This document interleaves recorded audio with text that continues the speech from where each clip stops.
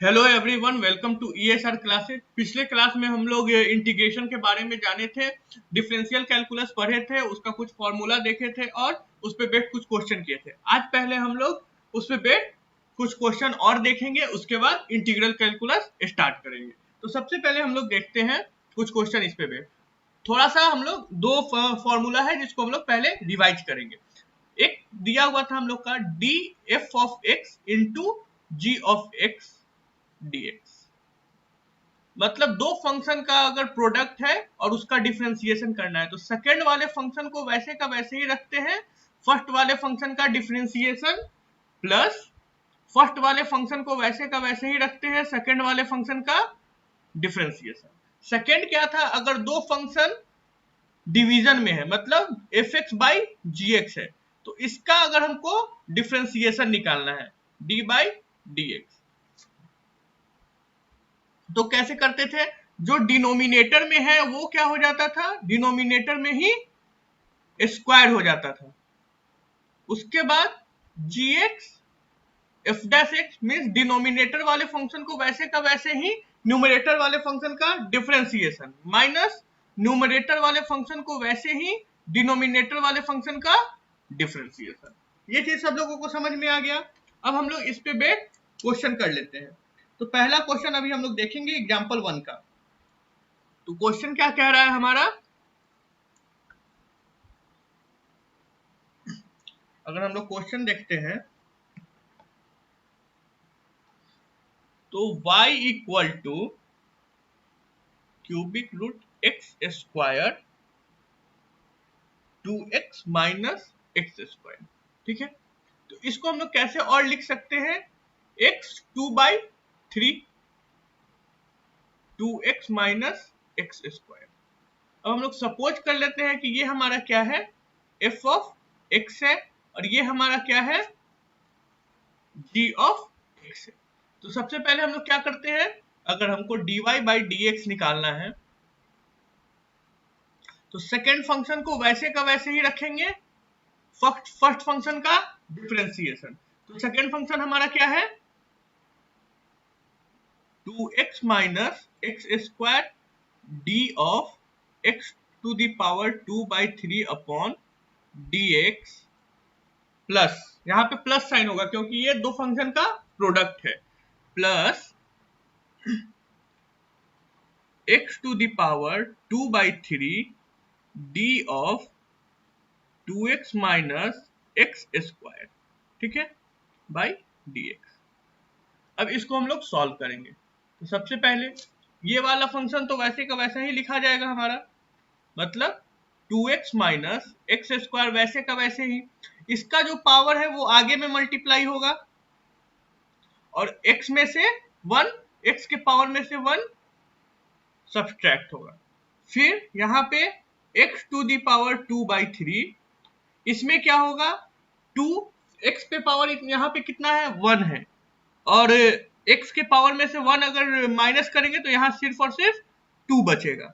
X square वाला देखते हैं, एक्स स्क्वायर का पावर आगे आ जाएगा और उसमें से एक पावर माइनस होगा। ठीक है, इसको सॉल्व करके हम लोग जब लिखेंगे तो ये क्या लिखा जाएगा, 2x minus x square 2/3 into x to the power minus 1/3 plus x 2/3 से 2 minus x to the power 2 into x to the power 1 means 2x। Okay, अब इसको क्या करना है, हम लोग को टोटली सॉल्व करना है। तो टोटल अगर हम लोग सॉल्व करेंगे इसको तो हमारा क्या आएगा वो देख लेना है। ठीक, तो टोटल जब हम लोग सॉल्व कर रहे हैं इसको तो ये हो जाएगा 2/3 हमारा आगे आ जाएगा, x to the power minus 1/3 हमारा मल्टीप्लाई होगा अंदर में, तो x 1 minus 1/3 minus of x to the power 2 minus 1/3, ठीक है, plus x to the power 2/3 है तो 2 into x to the power 2/3 minus 4x पे पावर यहाँ पे 1 है प्लस 2/3। ठीक है, अब इसको हम लोग कैलकुलेट करके पूरा लिखते हैं। 2/3 2x to the power 2/3 minus x to the power 5/3 plus 2x to the power 2/3 minus 4x to the power 5/3। अब इस सबको मर्ज करके हम लोग लास्टली इसका आंसर लिख लेते हैं। तो यहाँ पे क्या है 4/3 x to the power 2/3 minus 2/3 x to the power 5/3 plus 2x to the power 2/3 minus 4x to the power 5/3। अब हमारे पास है ये वाला और ये वाला टर्म, ये वाला और ये वाला टर्म साथ में ऐड करके लिखेंगे और ये वाला टर्म साथ में ऐड करके लिखेंगे। तो यहाँ पे हमारा क्या आएगा 10/3 x to the power 2/3 minus 14/3 x to the power 5/3। ये हमारा आंसर हो जाएगा। किसी को कोई दिक्कत नहीं आया? बहुत ही सिंपल वे में हो गया। दूसरा क्वेश्चन क्या है? दूसरा क्वेश्चन ज्यादा ही सिंपल है। सेकेंड क्वेश्चन अगर हम लोग देखते हैं तो ये कह रहा है f of x is equal to 6x cube minus x 10 minus 2x। तो इसमें हम लोग क्या करते हैं, इस वाले फंक्शन को फर्स्ट फंक्शन मान लेते हैं, f of x मान लेते हैं और इसको g of x मान लेते हैं। दोनों क्या है, दो फंक्शन के प्रोडक्ट के फॉर्म में लिखा हुआ है। अब हम लोग फिर वैसे ही करेंगे, f dash x is equal to second वाला फंक्शन वैसे का वैसे ही फर्स्ट वाले फंक्शन का डिफरेंशिएशन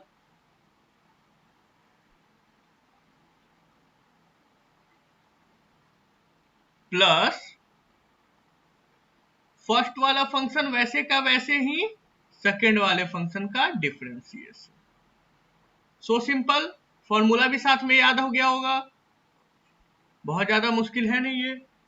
तो इसको क्या कर सकते हैं हम लोग, लिख सकते हैं 10 माइनस 2x और इसको देखिए इसका डिफरेंशिएशन करके क्या लिखाएगा 18x²। अब खुद से करना है, हर बार ये नहीं कि पावर आगे मल्टीप्लाई होगा फिर पावर में माइनस करेंगे, वो एक बार खुद से होता चला जाना चाहिए। अब प्लस ये वाला तो वैसे का वैसे ही रह जाएगा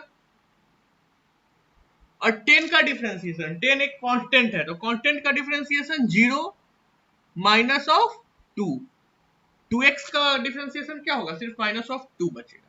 अब इसको अंदर हम लोग मल्टीप्लाई कर लेते हैं क्योंकि हम लोग को फाइनल आंसर लिखना चाहिए हमेशा। 10x² minus 10x² minus 36x³ minus 10 plus 2x plus यहाँ पे क्या हो जाएगा minus of 12x³ plus 2x। अब देखिए जो जो अपने अपने पावर वाला है उसको ऐड करके हम लोग एक जगह लिख देते हैं। बहुत लोगों के मन में ये क्वेश्चन आ रहा होगा कि सर उसको पहले ही अगर मल्टीप्लाई कर लेते तो वो बहुत आसानी से हो जाता। तो बिल्कुल हो जाता, लेकिन हम लोग अभी क्या सीख रहे हैं कि दो फंक्शन के प्रोडक्ट में अगर हो तो उसको कैसे सॉल्व करेंगे, ठीक है, इस कारण से ऐसे बना रहे हैं इसको x²। अब दो अगर डिफरेंट फंक्शन दे देता, सपोज करो कि एक ट्रिगोनोमेट्रिक फंक्शन दे देता और एक पॉलिनोमियल फंक्शन दे देता, तो फिर हम इसको कैसे सॉल्व करते। इसलिए अभी हम लोग इस टाइप से देख रहे हैं। आराम से आ गया इसका आंसर, कोई दिक्कत नहीं। आई होप कि सब लोगों को दो फंक्शन के मल्टीप्लिकेशन वाला क्वेश्चन बहुत आसानी से समझ में आ गया होगा। अब हम लोग डिवीजन वाला क्वेश्चन देखते हैं, ठीक है। तो यहाँ पे डिवीजन वाला भी क्वेश्चन है, यहाँ पे सेकंड एग्जांपल में। तो डिवीजन वाला क्वेश्चन हम लोग देखते हैं।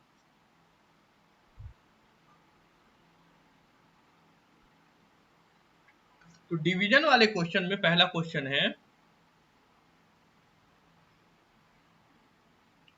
W of z is equal to 3z minus of 9 plus of 9 plus of 9 2 minus of z।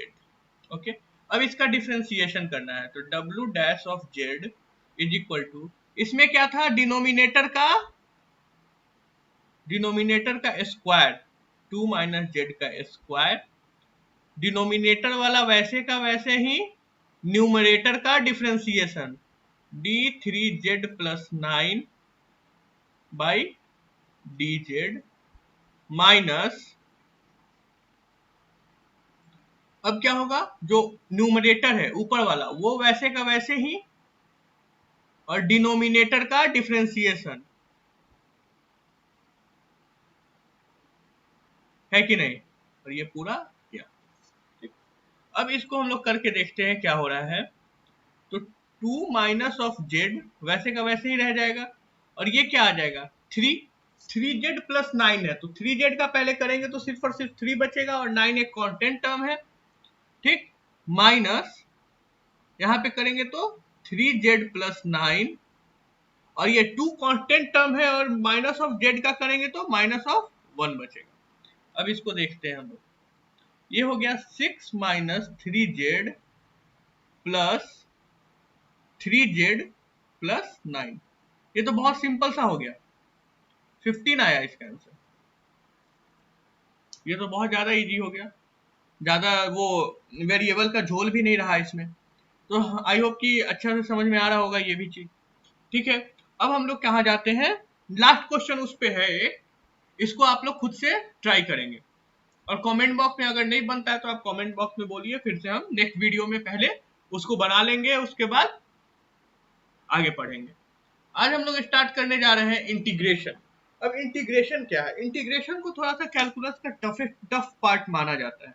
ठीक है, इंटीग्रेशन के हेल्प से हम लोग, जैसे हम लोग कल बताए थे कि सपोज करो कि एक कोई डिस्क्रीट टाइप का ग्राफ बन जाए, तो उस ग्राफ के अंदर का अगर हमको एरिया लेना हो तो हम लोग क्या करेंगे, अगर मेंसुरेशन का यूज करते हैं तो अगर कोई क्यूबिक हो, क्यूबॉइड हो, या फिर अगर हम लोग कहें तो एक स्क्वायर हो, रेक्टेंगल हो, पोलिनोमियल, ये पैरेललोग्राम हो, ये सब दिया हुआ है, कोई स्टैंडर्ड ग्राफ है, स्टैंडर्ड डायग्राम है, तो उसका हम एरिया निकाल सकते हैं, या फिर वो अगर 3D में है तो उसका हम वॉल्यूम निकाल सकते हैं। फॉर्मूला अवेलेबल है, वो भी फॉर्मूला जो है वो इंटीग्रेशन से ही लाया हुआ है। ठीक, तो वो फॉर्मूला हम लोगों को पता है।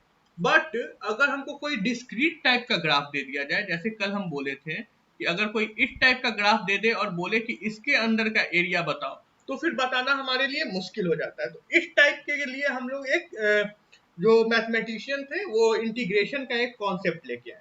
ठीक है, तो इंटीग्रेशन कहता क्या है, इंटीग्रेशन जो है वो एंटी डेरिवेटिव है।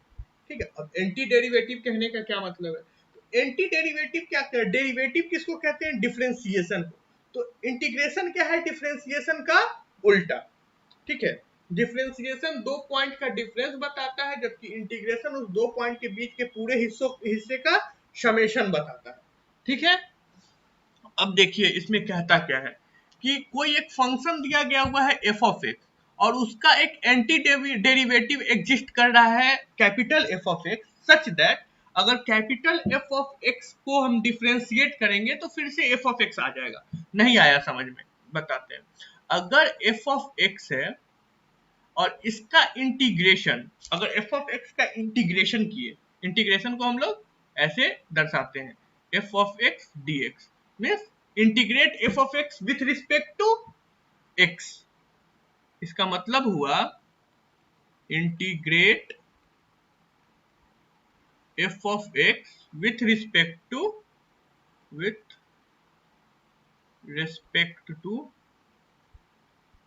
एक्स। ठीक है, ये बात सब लोगों को समझ में आया। अब बताते हैं कि क्या कहने का मतलब है। कहने का ये मतलब है, अगर कोई हमको एफ ऑफ एक्स दिया है और उसको इंटीग्रेट करने पे हमको एफ डैश एक्स आता है, एफ ऑफ एक्स आता है, ठीक है, कैपिटल एफ ऑफ एक्स से इसको दर्शा रहे हैं, तो अगर हम लोग डी एफ ऑफ एक्स का डिफरेंशिएशन करेंगे, एफ ऑफ एक्स का अगर डिफरेंशिएशन करेंगे तो ये स्मॉल एफ ऑफ एक्स आएगा।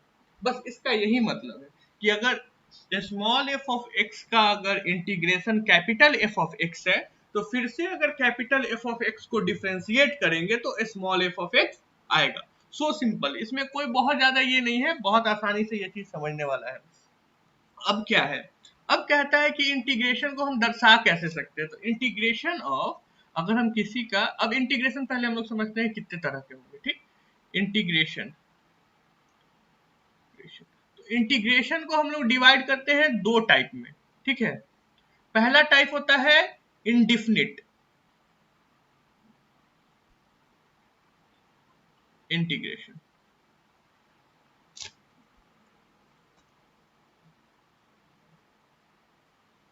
दूसरा आता है डेफिनिट इंटीग्रेशन।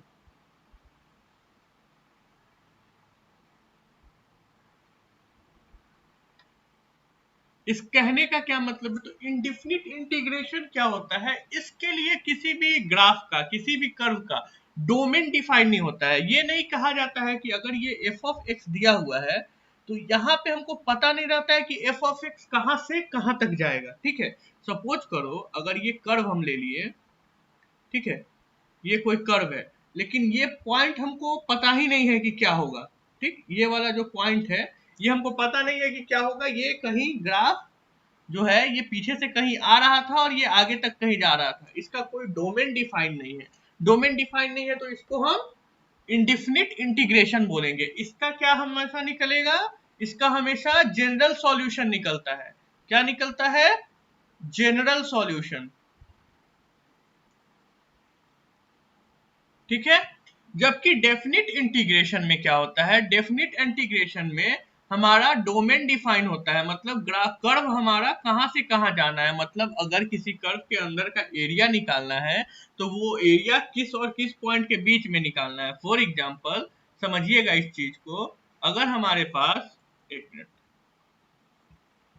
अगर हमारे पास कोई ग्राफ है, ठीक है,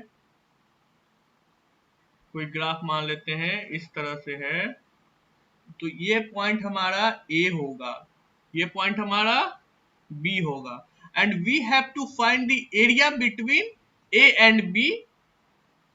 ओके, मींस ये अगर एफ एक्स कर्व है तो ये एफ एक्स कर्व ए और बी के बीच में क्या एरिया फाइंड आउट करेगा, वो हमारा डिफिनिट इंटीग्रेशन बताता है। तो पहले हम लोग इंडिफिनिट इंटीग्रेशन देख लेते हैं, उसके बाद हम लोग डेफिनिट इंटीग्रेशन देखेंगे। तो अभी हम लोग किसके साथ चल, अब हम लोग देखते हैं इंडेफिनिट इंटीग्रेशन को। तो इंडेफिनिट इंटीग्रेशन क्या होता है, इंडेफिनिट इंटीग्रेशन, इंटीग्रेशन ये तो क्लियर हो गया कि इसका डोमेन डिफाइन नहीं है। तो integration of f of x dx is equal to f of x plus c होता है। इस सी को बोलते हैं इंटीग्रेशन कांस्टेंट। ये एक कोई कांस्टेंट होता है जो लगाया जाता है, अब क्यों लगाया जाता है ये आगे पता चलेगा, ठीक है। तो अब देखते हैं पहले हम लोग कुछ फॉर्मूला इसका। तो सबसे पहला फॉर्मूला क्या है कि अगर हम सिर्फ और सिर्फ ये वाला देख रहे हैं हम लोग, ये वाला फॉर्मूला, ठीक है, अगर हम लोग सिर्फ और सिर्फ इंटीग्रेशन डी ऑफ एक्स लिख देते हैं, तो डी ऑफ एक्स इसका मतलब इसके आगे 1 है, तो इसका मतलब ये क्या हो जाएगा, x प्लस सी। अब ये समझेंगे ये चीज, ये वाला जो फॉर्मूला हमारा है, ये सारा फॉर्मूला इसी पे सारा कुछ हमारा बनता है। तो सबसे पहले हम लोग इस फॉर्मूला को देख लेते हैं। जैसे डिफरेंशिएशन में वहां पे हमारा स्टार फॉर्मूला था, वही इंटीग्रेशन में ये हमारा स्टार फॉर्मूला होगा, स्टार फॉर्मूला, ठीक। Integration of x to the power n dx।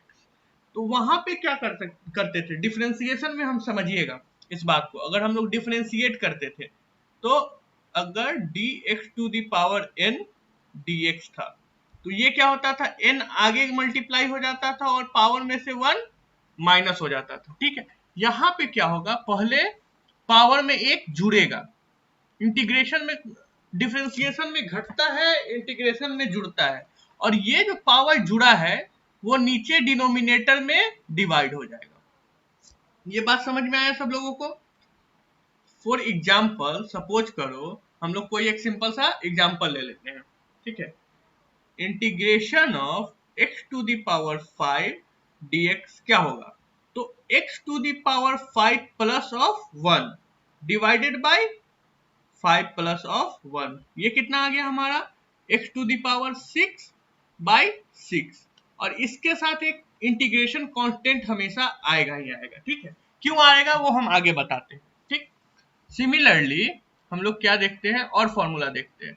तो अब इसी से हम लोग करते हैं किसको क्लियर, इंटीग्रेशन ऑफ dx को। तो इंटीग्रेशन ऑफ dx का क्या मतलब हुआ, इंटीग्रेशन ऑफ 1 इंटू dx। अच्छा, 1 को हम लोग कैसे लिख सकते हैं, integration of x to the power 0 into dx, है कि नहीं। अब इस चीज को देखो, x टू द पावर 0 है तो अब इंटीग्रेट किए तो ये क्या हो गया, 0 plus 1 divided by 0 plus 1 plus c।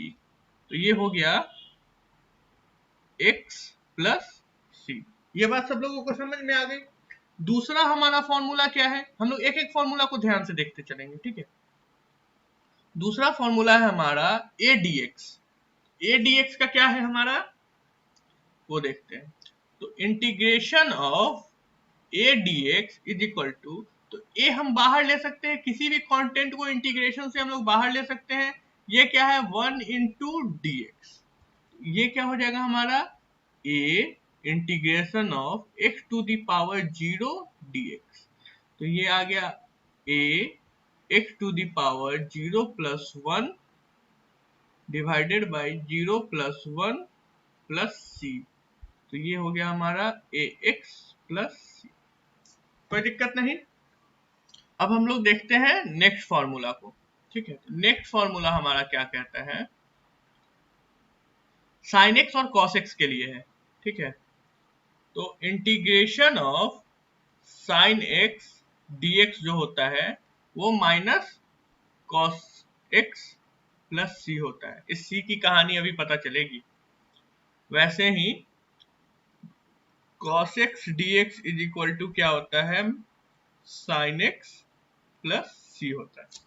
ठीक है, और कुछ इंपॉर्टेंट फॉर्मूला है यहाँ पे, सब लोग उस चीज को देख लेंगे कि sec स्क्वायर x का इंटीग्रेशन tan x होता है, sec x tan x का sec x होता है, 1 बाई x का ln x होता है, e to the power x dx का e to the power x plus c होता है, और a to the power x का a to the power x ln a plus c होता है। अब ln और log में डिफरेंस होता है। अगर किसी को log और ln समझने में दिक्कत हो तो फर्स्ट वीडियो log का वीडियो है, उसको जाके देखिए, डिस्क्रिप्शन बॉक्स में उसका लिंक दिया हुआ है।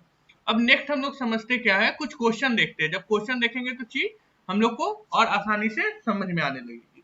तो हम लोग का ये और 2-3 फॉर्मूला है, इन फॉर्मूला को, ये इंपॉर्टेंट फॉर्मूला है जो रेड टिक किए हैं, ये फॉर्मूला हमारे लिए इंपॉर्टेंट है अभी के लेवल पे।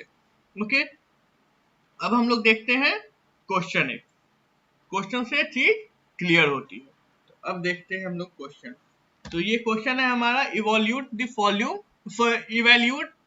The following indefinite integral.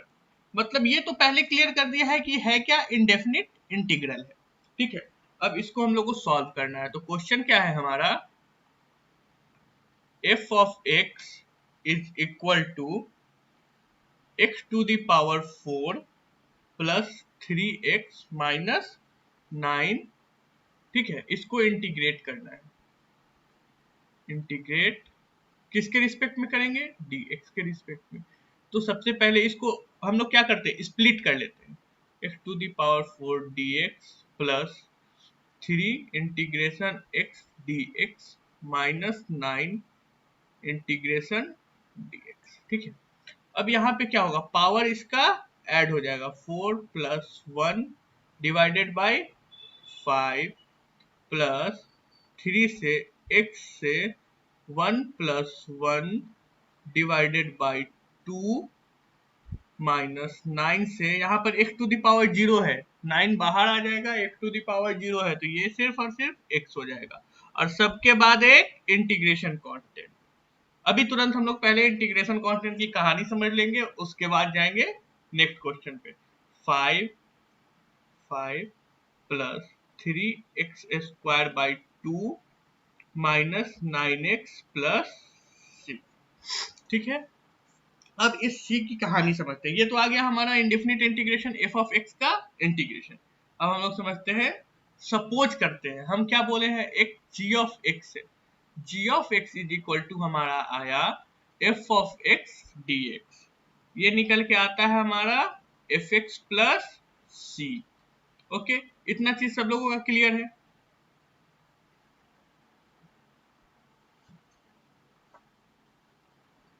हाँ, अब आया हमारा यहाँ पे सी क्यूब। अब एक क्वेश्चन हम ले रहे हैं, ठीक है, कि g of x is equal to 2x plus 5 है। अब इसको डिफरेंशिएट करना है, तो मतलब g डैश x निकालें, ये कितना आ जाएगा हमारा 2 आ जाएगा। अच्छा, ये g डैश x ही हमारा fx होना चाहिए, तो fx आ गया 2।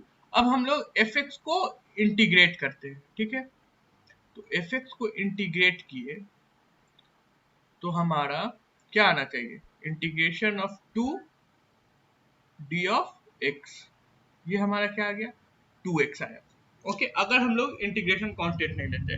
अब एक चीज बताइए हमको कि हमारा gx अगर 2x है, या फिर हमारा gx, सॉरी gx का नहीं करते, fx का बात करते हैं, नहीं gx का ही बात करते हैं। तो अगर gx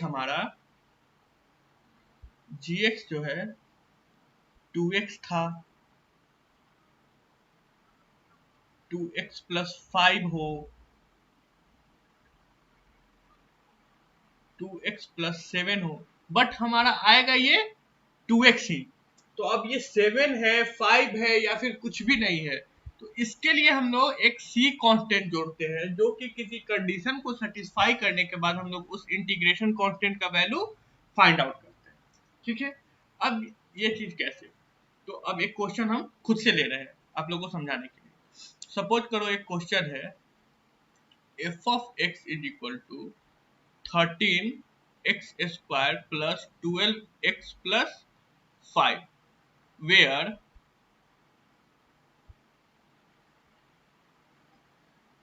find the find find integration of f of x dx, where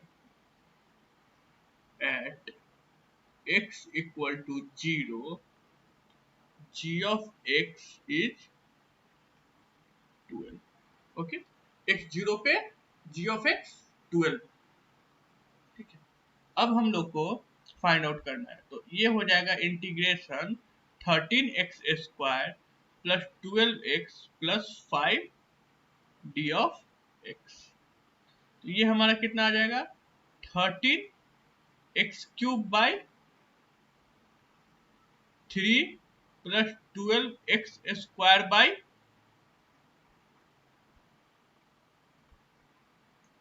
2 plus 5x by 1 plus c। ये कितना है हमारा g ऑफ x है, c तो आएगा। अब हम यहाँ क्या करते हैं, x के जगह पे सारी जगह जीरो डाल देते हैं, तो जब x के जगह पे जीरो डालेंगे तो c equal to g of x आएगा। जब x जीरो है तो g ऑफ x कितना है 12 है, तो यहाँ पे हमारा c का वैल्यू निकल गया 12। अब यहाँ से हम यहाँ c के जगह क्या करते हैं 12 डाल देते हैं, तो हमारा आंसर आ जाएगा। आ गई बात समझ में। अब हम लोग देखते हैं नेक्स्ट क्वेश्चन को।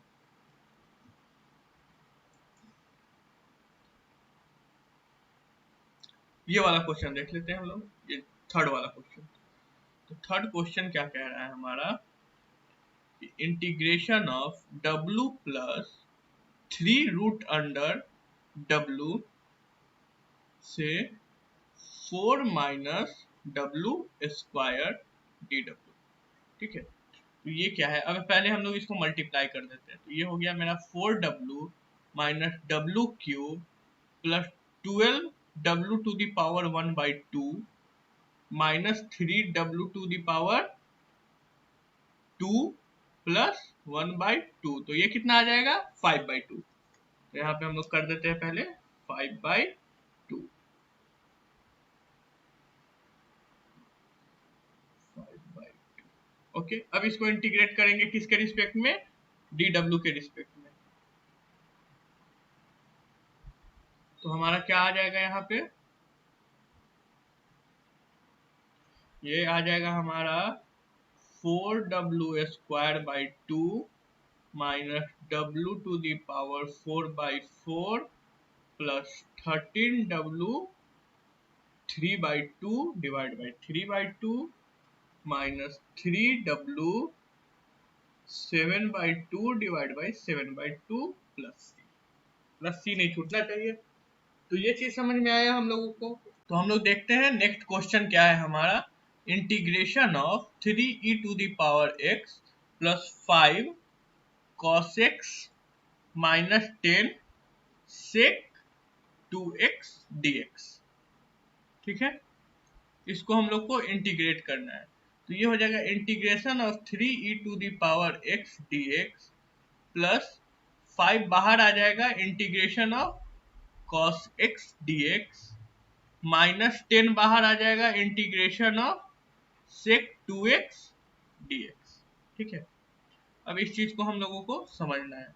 तो इंटीग्रेशन ऑफ 3e⁻x तो e⁻x रह जाएगा, प्लस 5 cos x का हमारा sin x हो जाता है, माइनस 10 यहाँ पर sec 2x है। ठीक है, तो अगर यहाँ पर इस टाइप का कोई भी इंटीग्रेशन रहे sin 2x तो इसका हो जाएगा हमारा माइनस cos 2x, और ये जो कॉफिशिएंट रहेगा x का वो हमेशा डिवाइड हो जाएगा।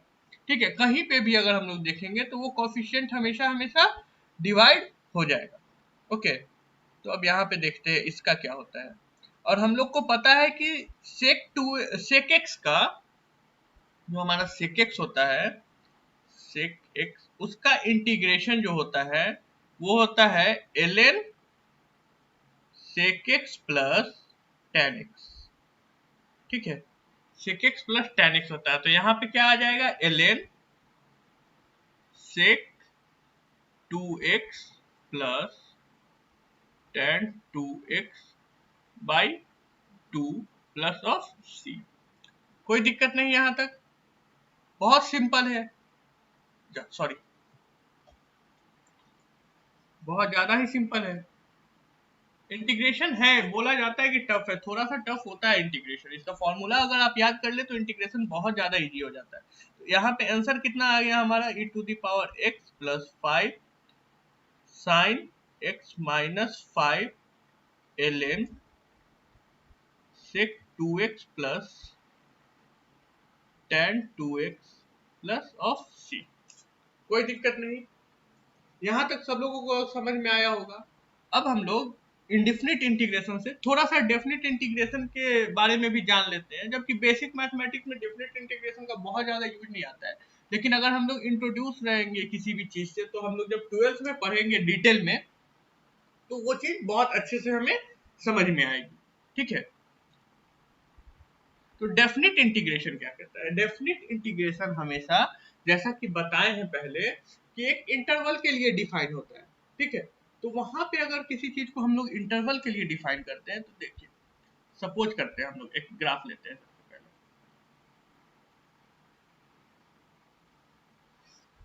ठीक है, ये हमारा हो गया, एक कर्व इस पे ड्रॉ कर ले।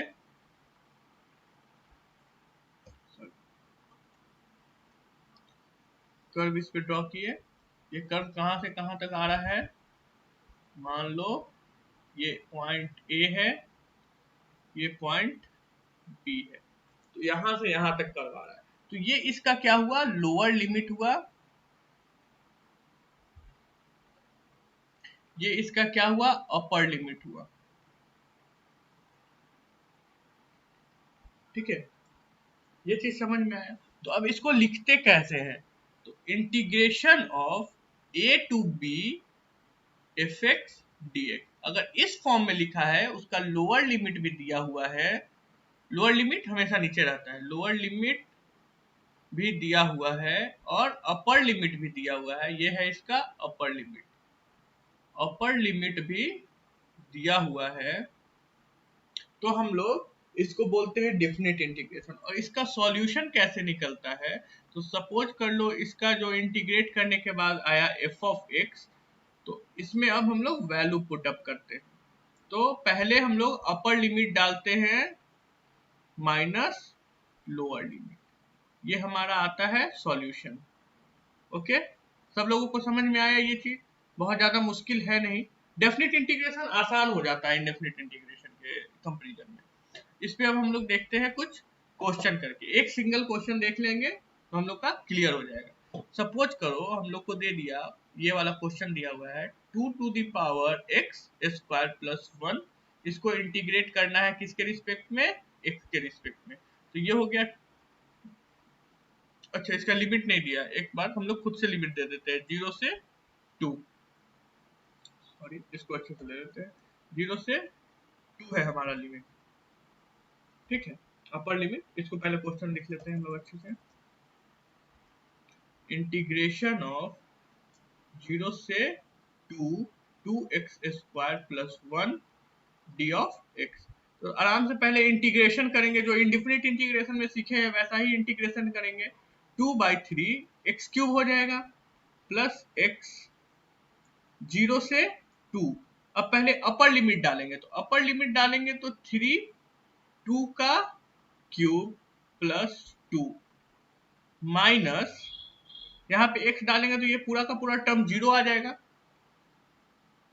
अब यहाँ पे देखना है ये कितना आया हमारा, ये हो गया 2/3 इंटू 8 प्लस ऑफ 2, तो ये हो गया आपका 16/3 प्लस ऑफ 2, ये हो गया 22/3।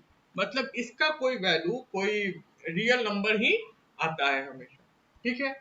आई होप कि बहुत अच्छे ढंग से आप लोगों को पूरा का पूरा कैलकुलस का वीडियो सीरीज पसंद आया होगा, समझ में भी बहुत अच्छे से आया होगा।